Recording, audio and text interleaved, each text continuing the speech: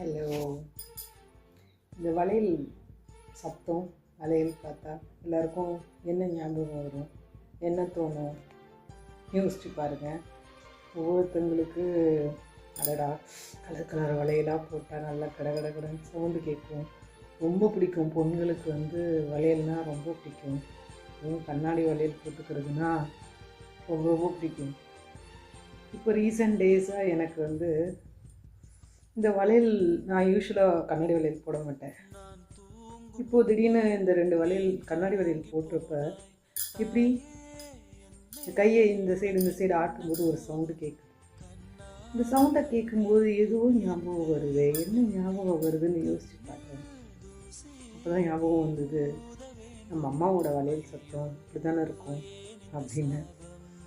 எனக்கு ரொம்ப ஃபெமிலியரான அந்த சவுண்டு. யார் வளையல் போட்டிருந்தாலும் அதோட வளையல் அந்த சவுண்டு கேட்டதுன்னா அது அம்மா தான் ஞாபகம் வருவாங்க. மேபி இப்போ எனக்கு ரொம்ப ஞாபகம் வர மாதிரி உங்களுக்கும் இந்த வளையல் சத்தம் கேட்டால் என்னென்ன ஞாபகம் வரும்னு ஷேர் பண்ணுங்கள். ஐ ஹோப் உங்களுக்கும் உங்கள் அம்மா ஞாபகம் வரலாம்.